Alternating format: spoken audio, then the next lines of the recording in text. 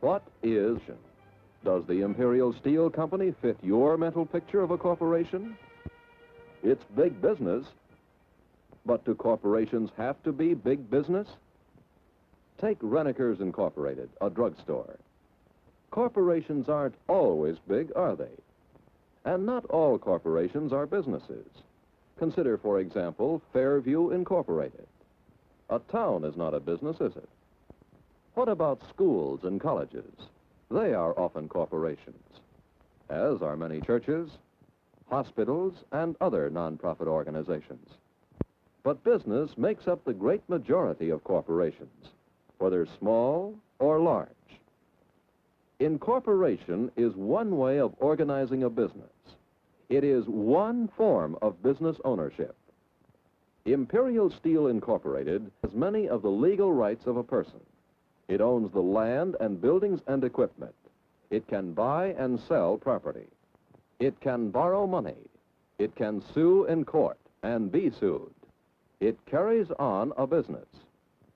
Imperial Steel, along with thousands of other legal persons, is a part of our daily living. It is a member of our society. Yet it is not simply this property, nor is it a human being or a group of human beings. It is Imperial Steel Company Incorporated, with stock owned by people in widely scattered places.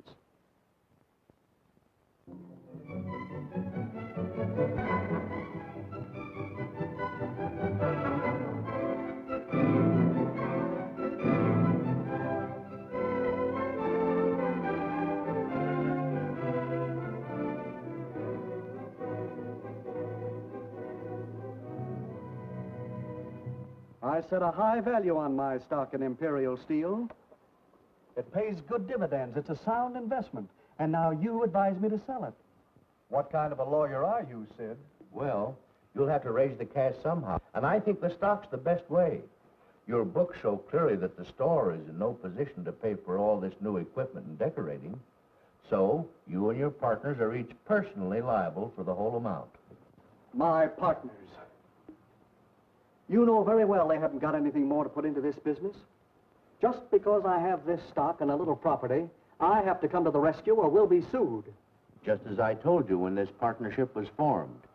Each partner is personally liable for any debt or commitment to the store.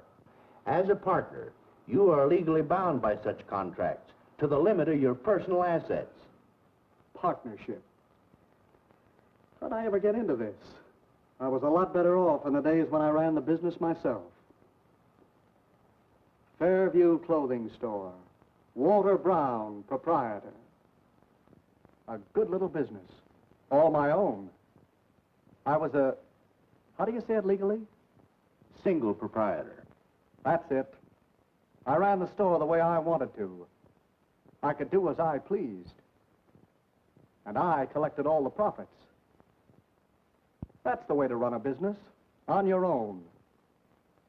A single proprietor. But you had difficulties in your one-man store.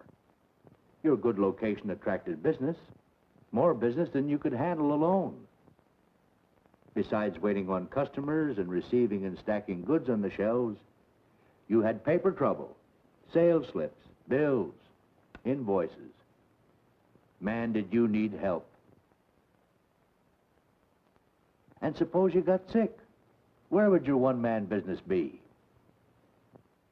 Not only did you need the kind of help you can't hire, you needed additional capital to carry a larger variety of goods. I needed partners, you said. Now I'm on the spot because of partners. Walter, I still say a partnership was best for your kind of operation at that time. You remember, it was fairly simple once we found the right people, dependable men who had cash to invest and could do some of the work you needed. There was Baker. He had saved a little money while he worked 10 years as an accountant for a wholesale company. You knew you could trust Baker. He'd make a good partner. He'd invest his cash and work as an accountant for a share of the profits. And then there was Johnson. He could also invest a little money. And his experience as a clothing buyer for another company made him a valuable partner, too.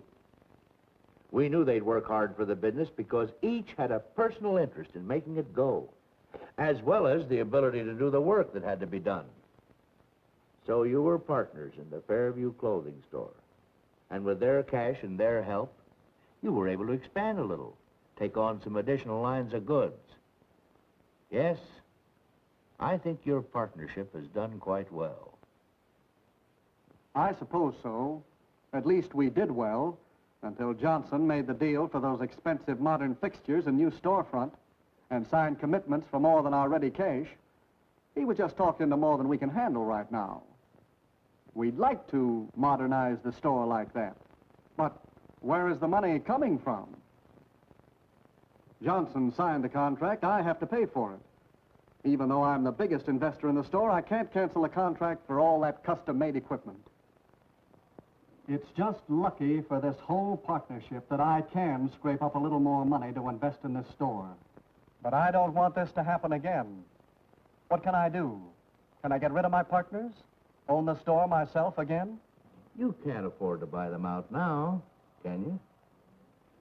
No, and I don't know that I want to at that. The store needs all three of us. Everybody makes a mistake once in a while, but I just can't be personally responsible for another one. That's one of the weaknesses of a partnership, isn't it, Sid? Well, maybe you better incorporate the store. Incorporate? Yes. Issue stock to each partner in proportion to the amount of his investment in the store. With more than half the stock, you would have a controlling interest. Voting control of the corporation which owned the store. You'd share your profits with the others in proportion to their stock ownership. Wait a minute. Issue stock, controlling interest. That sounds like a lot of paperwork. Red tape. Oh, it does get a little complicated, and you may as well know there are other disadvantages. You'd be paying special taxes. You'd be subject to new regulations. But incorporating would give you the big advantage of what you want right now. Limited liability. Look, here's how it works. You start with a group of people who want to invest their money in a company. Then these people apply for a charter as a corporation. The state government issues a charter to that corporation.